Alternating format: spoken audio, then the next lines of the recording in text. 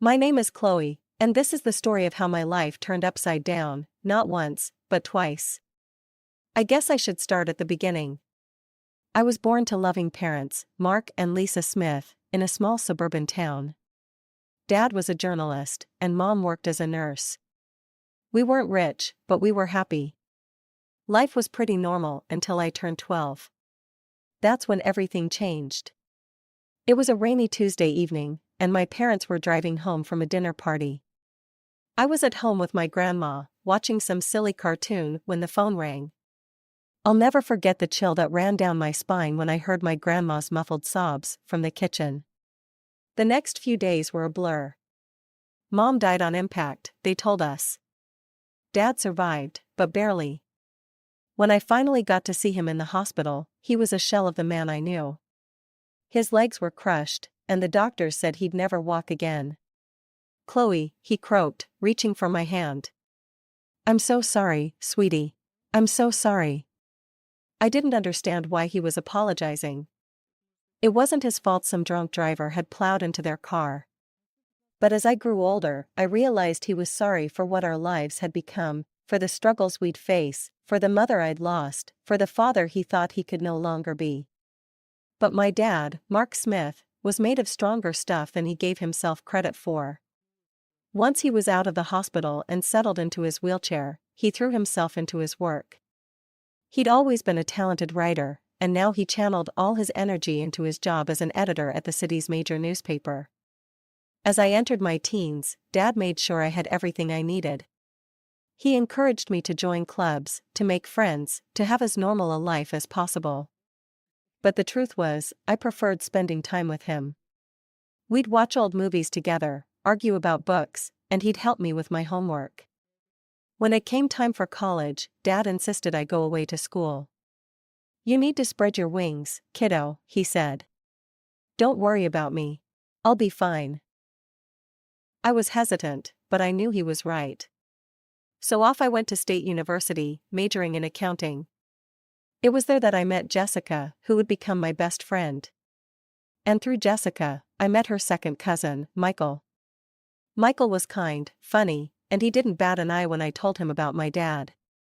In fact, the first time he met Dad, they hit it off immediately, bonding over their shared love of classic rock. "Your old man's cool," Michael told me later. "And you're pretty amazing for taking care of him all these years." I shrugged it off, but inside, I was glowing. For the first time since the accident, I felt like maybe, just maybe, I could have a normal life. A life with love, laughter, and yes, even a family of my own someday. After graduation, life seemed to fall into place like pieces of a puzzle. I landed a job at the local tax service, and Michael started working as a long-haul truck driver. We dated for 2 years before he popped the question on a crisp autumn evening in the park where we had our first date. I was over the moon, but there was one thing I needed to make clear. "Yes, Michael. But I can't leave my dad. He needs me." Michael's face broke into a wide grin. "I wouldn't have it any other way. We'll all live together. Your dad's apartment is big enough for the 3 of us, right?" The wedding was small but beautiful. Dad insisted on wheeling himself down the aisle to give me away. There wasn't a dry eye in the house. As I stood there, hand in hand with Michael, I felt like I was living a fairy tale. But every fairy tale has its villains, and mine came in the form of my mother-in-law, Karen, and sister-in-law, Emily. From the moment I met them, I could tell they didn't approve of me. "So, your father is handicapped?" Karen had asked during our first meeting, her nose wrinkling as if she'd smelled something unpleasant. "He's disabled," I corrected, trying to keep my tone neutral. "But he works as an editor, Anne." "How nice," she interrupted, clearly uninterested. "Michael, darling, are you sure about this? There are so many nice girls from good families." I felt my face burn with anger and shame. Michael, bless him, immediately jumped to my defense. "Mom, Chloe is from a good family. Her dad's disability doesn't change that. I love her, and that's all that matters." That shut Karen up, but I could see the disapproval lingering in her eyes. Emily, taking cues from her mother, was equally cold towards me. After the wedding, true to his word, Michael moved in with Dad and me. Our life fell into a comfortable routine. I'd go to work at the tax office, Michael would be on the road for days at a time, and when he was home, we'd all have dinner together. But whenever Karen and Emily visited, the atmosphere in our home changed. They'd strut around like they owned the place, barely acknowledging Dad's presence. Once, I overheard Karen muttering to Emily, "It's a shame. Michael could have done so much better. Now he's stuck with this girl and her crippled father. What if they have children? Can you imagine the genes?" I was furious, but I bit my tongue. For Michael's sake, I tried to keep the peace. But it was getting harder and harder. One evening, after a particularly tense visit from Karen and Emily, I broke down in tears. Michael found me in our bedroom, sobbing. Hey, he said, pulling me into his arms. "What's wrong?" "Your mom and sister," I hiccuped. "They hate me. They think I'm not good enough for you because of Dad." Michael's face hardened. "That's ridiculous. You and your dad are my family now. If they can't accept that, it's their problem, not ours." His words comforted me, but I couldn't shake the feeling that this was just the beginning of our troubles with Karen and Emily. As the months passed, Michael's trucking business began to flourish. He was always on the road, crisscrossing the country in his big rig. I missed him terribly when he was gone, but I threw myself into my work at the tax office and spent my evenings keeping Dad company. One crisp autumn evening, as I was helping Dad into bed, Michael called. His voice crackled with excitement over the phone. "Chloe, I've been thinking," he said. "How would you feel about buying a townhouse? It would be easier for your dad to move around in a wheelchair. He could spend more time outside. Plus, you could have a garden. Something to keep you busy when I'm on the road." The more he talked, the more I warmed to the idea. I glanced at Dad, who was pretending not to eavesdrop. "What do you think, Dad?" I asked, putting the phone on speaker. Dad's eyes lit up. "A garden would be nice," he admitted. "And it would be easier to get outside." That settled it. Over the next few weeks, we threw ourselves into house hunting. We finally found the perfect place, a spacious townhouse with wide doorways, a roll-in shower for Dad, and a beautiful backyard. Taking out a mortgage was scary, but with Michael's income and mine, plus the rent from Dad's old apartment, we managed to make it work. We moved in on a sunny Saturday in spring, and I'll never forget the look on Dad's face as he wheeled himself out onto our new patio. "This is perfect, sweetie," he said, his eyes misty. "Thank you." We spent the next few months settling in, making the place our own. I planted a small vegetable garden, and Dad would sit outside for hours, soaking up the sun and fresh air. It was idyllic. Then came the housewarming party. We invited friends, colleagues, and yes, Karen and Emily. The party was in full swing when they arrived, fashionably late as usual. They sauntered in, eyeing everything with barely concealed envy. As we moved through the house, I could see the wheels turning in Karen's head. When we reached the master bedroom, she turned to me with a sly smile. "You know, Chloe," she said, her voice low. "This would be perfect for Michael and me. Why don't you send your father to a nursing home? Then I could move in here." I felt like I'd been slapped. "Excuse me?" "Oh, don't look so shocked," Karen continued. "Your father isn't, well, he's not a whole person anymore, is he? He doesn't need all this luxury. A nursing home would be more than enough for someone in his condition." Before I could respond, Karen marched out to the patio, where Dad was chatting with some guests. To my horror, she grabbed the handles of his wheelchair and started pushing him towards the driveway. "Karen!" I shouted, running after her. "What are you doing?" "If he won't go to a nursing home, he can stay outside," she sneered. "That's what you wanted, isn't it? For him to be outdoors?" I was shaking with rage and disbelief. Thankfully, Michael had heard the commotion and came running. His face turned red with anger when he saw what his mother was doing. "Mom," he bellowed. What the hell are you doing? Let go of Mark's chair right now. Karen looked shocked at Michael's tone. But honey, I was just. I don't want to hear it, Michael cut her off. You and Emily need to leave. Now. After they left, Michael apologized profusely to Dad and me. I'm so sorry, he said, his voice breaking. I had no idea she would. I'm just so sorry. Dad reached out and patted Michael's hand. It's not your fault, son. Some people, they just can't understand. Life settled into a new rhythm after the housewarming incident. Karen and Emily kept their distance, which suited me just fine. Michael threw himself into his work, taking on more long-haul routes to help cover our new mortgage. I split my time between my job at the tax office and tending to our home and Dad. 2 years passed in the blink of an eye. Our life fell into a comfortable routine. Michael was on the road more often than not, but when he was home, our little family was happy. Dad's health was stable, and he seemed content spending his days in the garden or working on his editing from home. Then came the call that shattered my world. I was at work when my phone rang.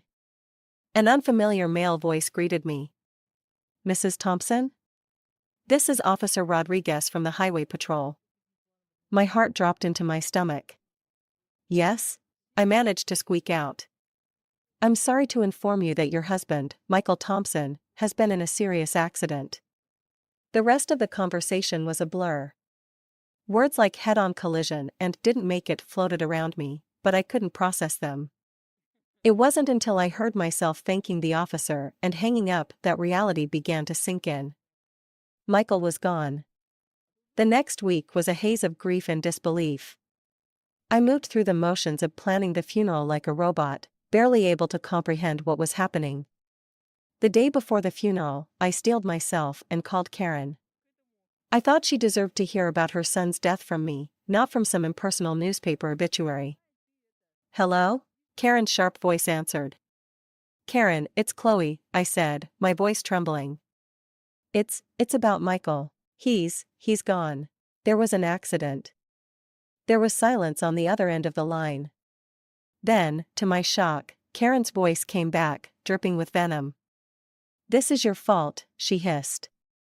You forced him to work so hard, driving that truck to pay for your fancy house. You killed my son. I was stunned. Karen, that's not. Save it, she snapped. I expect you to give him the best funeral money can buy. But don't expect a penny from us. You made your bed, now lie in it. The line went dead. I stood there, phone in hand, tears streaming down my face. How could she be so cruel? How could she blame me for this? The day of Michael's funeral dawned gray and drizzly, matching my mood perfectly. The church was packed. Michael had been well liked in the community, and it seemed like half the town had turned out to pay their respects. After the service, as people filed past to offer their condolences, I was struck by the absence of Michael's mother and sister. They hadn't even bothered to show up to their own son and brother's funeral. Dad reached out and squeezed my hand. Their loss, sweetie. We're family, and we'll get through this together.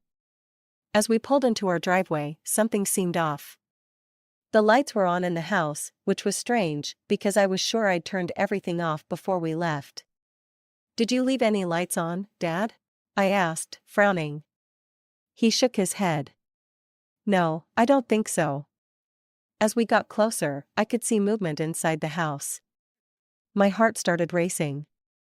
Were we being robbed? On the day of Michael's funeral, no less?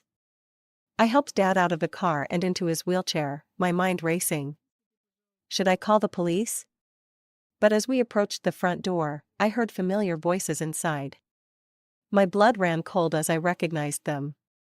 I pushed open the door to find Karen and Emily in our living room, surrounded by boxes and pieces of furniture. What the hell is going on here? I demanded, my grief momentarily forgotten in the face of this outrageous intrusion. Karen turned to me, her face a mask of false sympathy. Oh, Chloe, dear. We're just helping you pack up. After all, you can't possibly afford to keep this place now that Michael's gone. I was speechless. Emily chimed in, her voice sickeningly sweet. Don't worry, you can go back to your father's apartment. It's cozy. I could feel the rage building inside me. Get out, I said, my voice low and dangerous. Get out of my house right now. Karen had the audacity to look offended.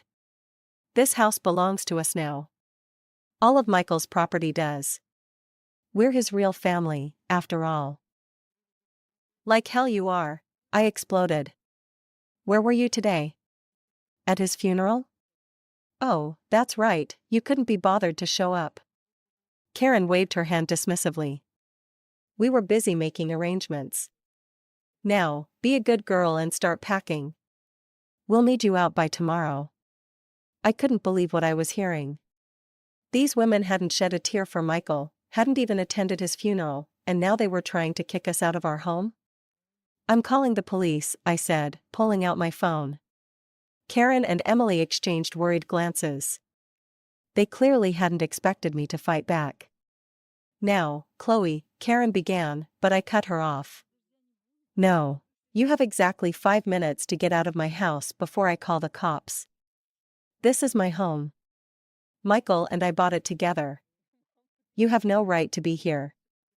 Maybe it was the steel in my voice, or the fire in my eyes, but Karen and Emily finally seemed to realize they'd gone too far.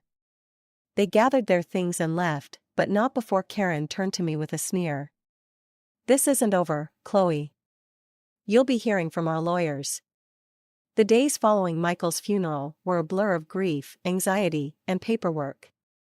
I threw myself into sorting out Michael's affairs, partly to keep busy and partly out of fear that Karen and Emily would try to swoop in and take what wasn't theirs. A week after the funeral, I received a call from a local law firm. My heart raced as I answered, fearing it was Karen making good on her threat of legal action. Mrs. Thompson, a crisp, professional voice asked. This is James Anderson from Anderson and Partners. I'm calling regarding your late husband's will. I felt a glimmer of hope. His will? I didn't know he had one. Yes, ma'am.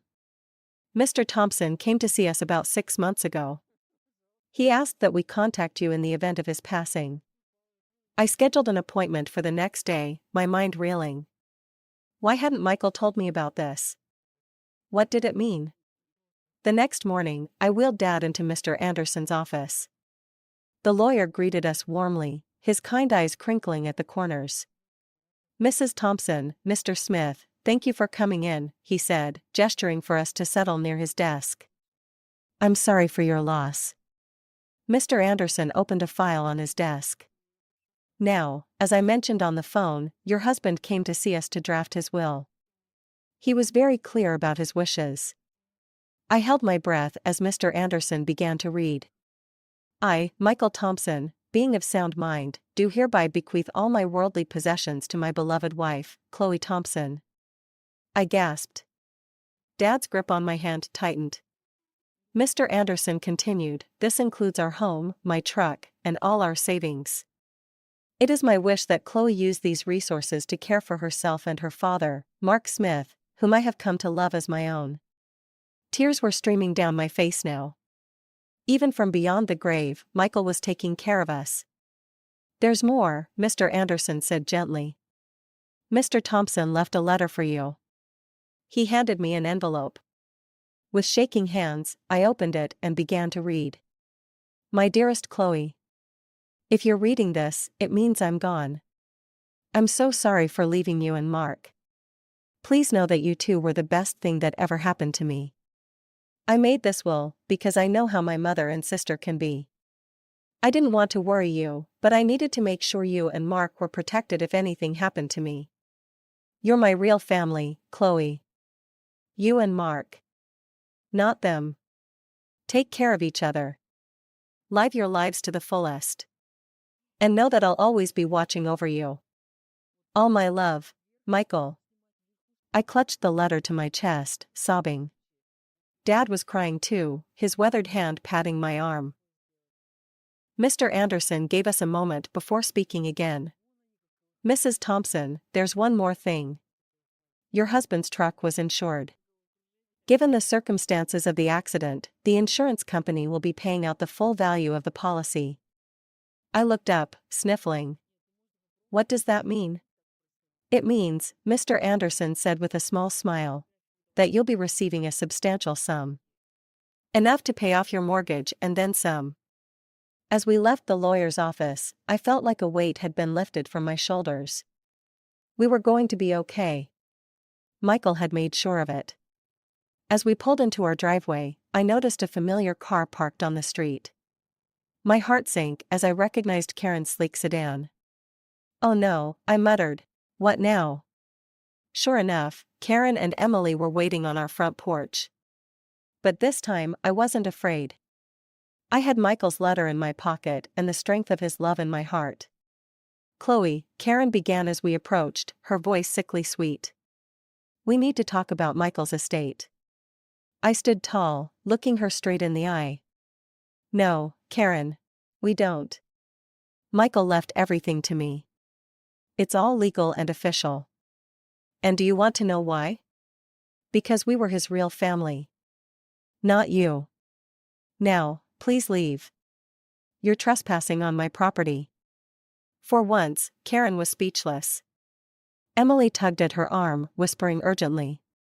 With one last venomous glare, they got in their car and drove away. The weeks following our meeting with the lawyer were a whirlwind of activity. I threw myself into settling Michael's affairs, grateful for the distraction from my grief. The insurance payout came through, and true to Mr. Anderson's word, it was enough to pay off our mortgage, with plenty left over. One afternoon, as I was going through Michael's desk, I came across a small notebook.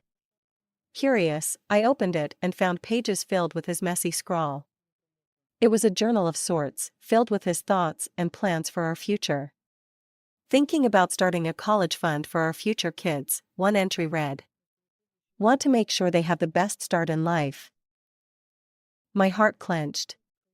We had talked about having children someday, but had decided to wait until we were more financially stable. Now, reading Michael's private hopes and dreams, I felt a fresh wave of grief wash over me. Oh, Michael, I whispered, clutching the notebook to my chest. We had so many plans.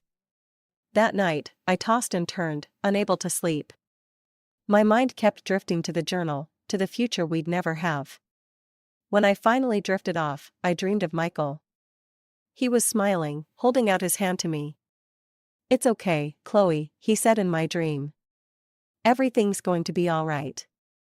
I woke up the next morning feeling different. I couldn't quite put my finger on it, but something had changed. As I got ready for work, a wave of nausea hit me. I barely made it to the bathroom in time. But as the days went by, the morning sickness persisted. At first, I chalked it up to stress and grief. But a small voice in the back of my mind whispered another possibility. Finally, after a week of this, I found myself standing in the pharmacy aisle, staring at pregnancy tests. With trembling hands, I bought one and hurried home. The 3 minutes I waited for the result were the longest of my life. When I finally looked at the test, I saw 2 clear blue lines. I sank to the bathroom floor, a mix of emotions overwhelming me. Joy, fear, grief, hope, they all swirled together in a dizzying cocktail. Chloe? Dad's voice came through the door. Everything okay in there? I opened the door, tears streaming down my face. Dad's expression immediately changed from concern to alarm. What's wrong, sweetie? He asked. I held up the test, my hand shaking.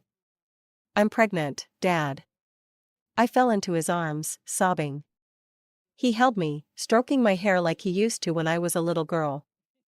It's okay, he murmured. It's going to be okay. You're not alone, Chloe. And this baby is a gift. A piece of Michael that will live on. His words struck a chord in me. This baby was a part of Michael, a continuation of our love. Suddenly, the fear began to recede, replaced by a fierce determination. You're right, I said, wiping my eyes. This baby is a gift. And we're going to be okay. Dad smiled, his eyes crinkling at the corners. That's my girl. Now, let's get you something to eat. You're eating for two now, after all. As we made our way to the kitchen, I felt a sense of hope blooming in my chest. Yes, the road ahead would be challenging. But with my father by my side and Michael's child growing inside me, I knew we could face anything. As my belly grew with our child, I found strength I never knew I had. Dad was my rock, always there with a kind word or a helping hand. We settled into a new routine, just the two of us, eagerly anticipating the arrival of the newest member of our little family. One sunny afternoon, as I was tending to the garden Dad and I had planted together, I heard a car pull up. My heart sank as I recognized Karen's sedan. What could they possibly want now? I made my way to the front of the house, one hand instinctively cradling my swollen belly. Karen and Emily stood on our porch, looking uncomfortable and slightly desperate. "Chloe," Karen began, her voice lacking its usual sharpness. We need to talk to you." I raised an eyebrow but said nothing, waiting for her to continue. Emily chimed in, her eyes darting around nervously. "We've hit some hard times. We were wondering if we could stay in your father's old apartment. Just until we get back on our feet." I couldn't believe what I was hearing. After everything they'd put us through, they had the audacity to ask for more? "I'm sorry," I said, my voice firm but calm. "That's not possible. I don't want to communicate with you anymore." Karen's eyes narrowed as they fell on my pregnant belly. Her face contorted with a mix of shock and disgust. You're pregnant?" she spat. "Already? You little prostitute. I can't believe you've already found a new man. Michael's body isn't even cold in the ground." I felt a surge of anger, but I pushed it down. I didn't make excuses and say that it was Michael's child. I didn't want my baby to have such a grandmother and aunt. Instead, I smiled, a small, secretive smile that seemed to unnerve Karen even more. "My personal life is none of your concern," I said calmly. "Now, I think it's time for you to leave." Karen looked like she wanted to say more, but something in my expression must have stopped her. She turned on her heel, grabbing Emily's arm. I watched as they drove away, feeling a sense of peace wash over me. I had stood my ground, protected my family, and maintained my dignity. Michael would have been proud.